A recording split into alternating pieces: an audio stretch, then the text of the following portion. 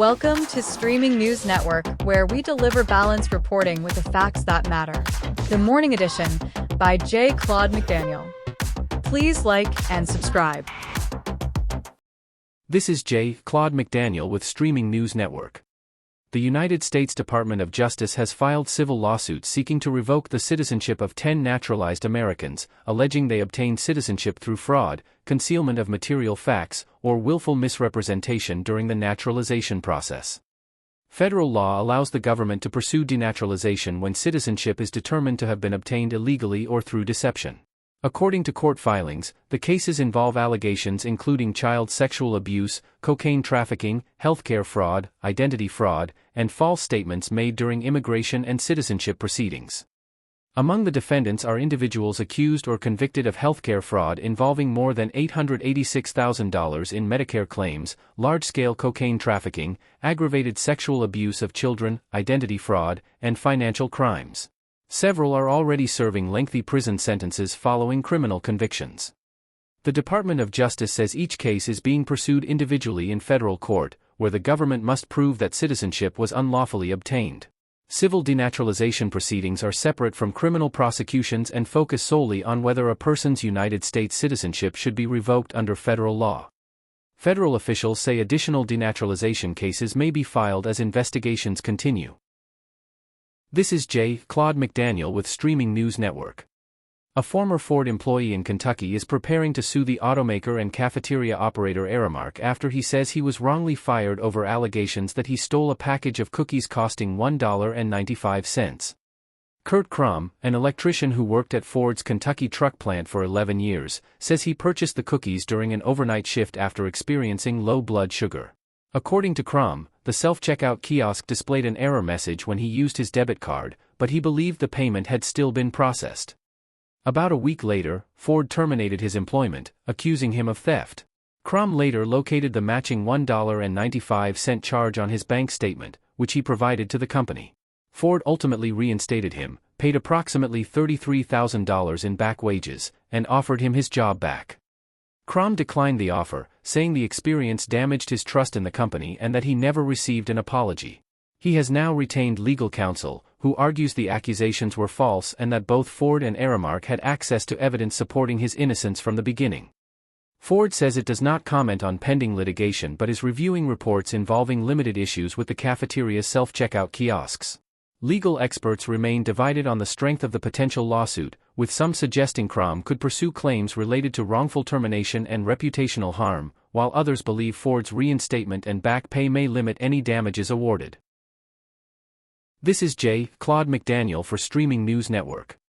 Federal authorities are investigating after an incendiary device detonated outside 26 Federal Plaza in Lower Manhattan on Monday morning.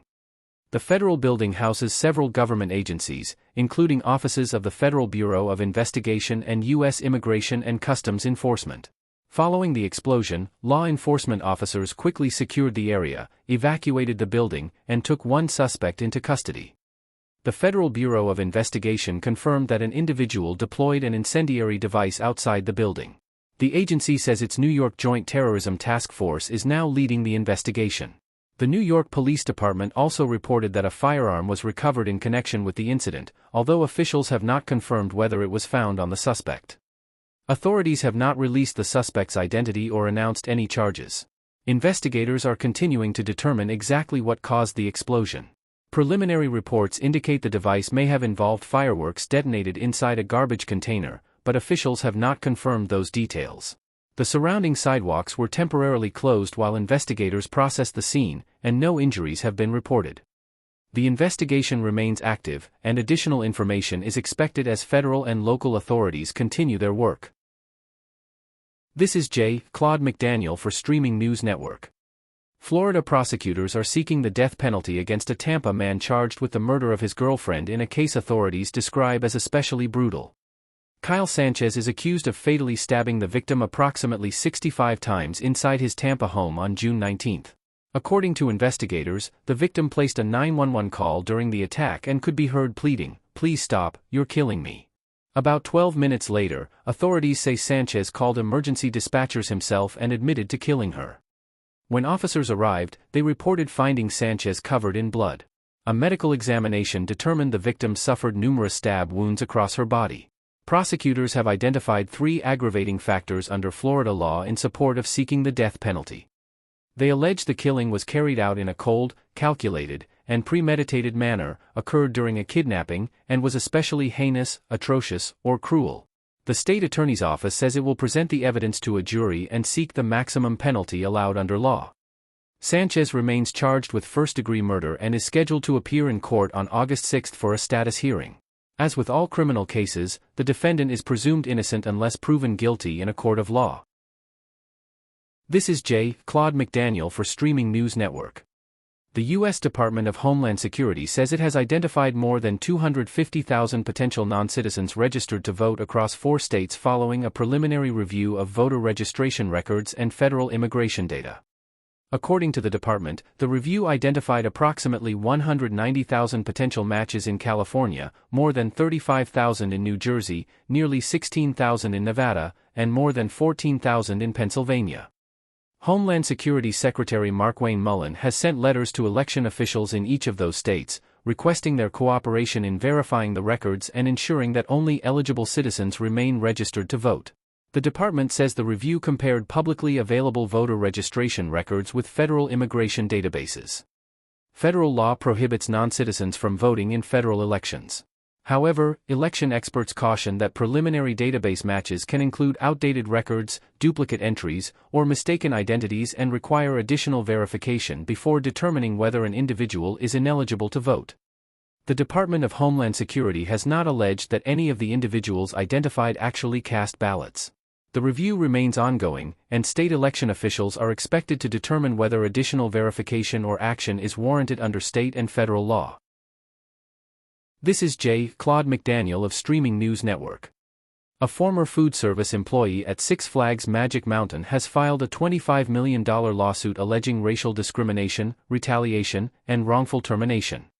Charles Winters, who worked at the California theme park from 2022 until 2025, claims he was treated differently because he is black. According to the lawsuit, black employees were allegedly told a company Christmas party had been canceled, only to later discover that the event had taken place. The complaint also alleges that black employees were assigned more physically demanding cleaning duties during slower periods, while white employees were given less strenuous assignments. Winters further claims supervisors subjected black workers to greater scrutiny over uniforms and sales performance than their white coworkers. According to the lawsuit, after reporting the alleged discrimination and requesting a transfer, Winters says he was told he would have to deal with the situation. The complaint also describes an incident in June of this year in which Winters says he was stopped by security while leaving work, questioned about his presence in the park, and later suspended before being terminated. The company reportedly cited a failure to cooperate with security as the reason for his dismissal. Winters is seeking $25 million in damages for lost wages, benefits, future earning potential, and other alleged losses. The allegations remain unproven, and the case will be decided through the legal process. Six Flags Magic Mountain has not publicly responded to the lawsuit. This is J. Claude McDaniel with Streaming News Network. President Donald Trump has announced an additional 50% tariff on selected Canadian imports, citing what the administration describes as discriminatory trade measures against the United States. According to administration officials, the new tariffs will apply to a variety of products, including wine, hockey sticks, and cement. The action was taken under Section 338 of the Tariff Act of 1930 and is scheduled to take effect 30 days after being signed. The administration says Canada has continued retaliatory trade measures despite U.S. efforts to strengthen domestic manufacturing and expand American industry. Officials also stated that the new tariffs will apply to covered products regardless of whether they qualify under the United States-Mexico-Canada Agreement. The announcement follows recent tensions between the two countries over trade policy. Although President Trump and Canadian Prime Minister Mark Carney met during the FIFA World Cup final in New Jersey, administration officials said tariffs were not discussed during that meeting. Officials also emphasized that the new tariffs are separate from President Trump's recent comments regarding Canadian wildfires and their impact on air quality in parts of the United States. Canada is already subject to existing U.S. tariffs on steel, aluminum, and certain lumber products. The latest action adds another layer to the ongoing trade dispute between the two neighboring nations. This is J. Claude McDaniel with Streaming News Network. A California father and son are facing federal charges after authorities say they kidnapped two United States Forest Service employees and held them hostage at gunpoint for more than 12 hours in a remote area of Northern California. Investigators say the incident occurred on July 16 in the Shasta Trinity National Forest while the employees were conducting routine fieldwork. According to authorities, the workers were confronted, restrained with zip ties, and forced into a trailer at gunpoint. The situation prompted a large response involving the Siskiyou County Sheriff's Office, the Federal Bureau of Investigation, and other law enforcement agencies. Officials say negotiations continued for several hours after learning the victims were being held inside the trailer. Authorities allege that Joseph Charles Henriksen claimed he was armed with a rifle, knives, and grenades and demanded to speak with the Federal Bureau of Investigation. The two hostages were released safely early the following morning. About 40 minutes later, Joseph Henriksen and his son, Phoenix Henriksen, surrendered peacefully and were taken into custody without incident. Officials say neither Forest Service employee suffered serious physical injuries. Joseph Henriksen has been charged with kidnapping a federal employee, and prosecutors say they also intend to pursue federal kidnapping charges against Phoenix Henriksen. Investigators have not released a motive, and the case remains under investigation. This is J. Claude McDaniel with Streaming News Network.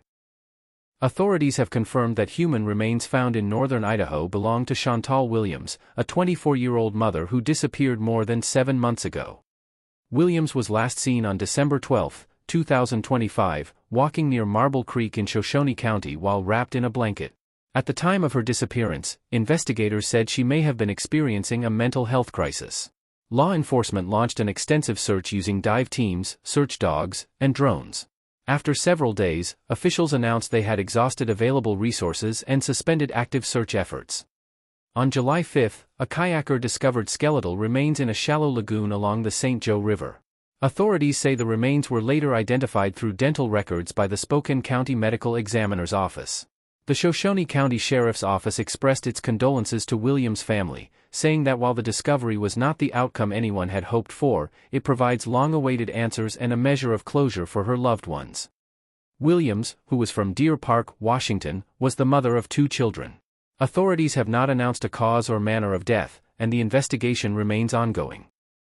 Thank you for viewing Streaming News Network videos, and also short special reports. Please like, subscribe, and tap the bell to be notified of additional reports.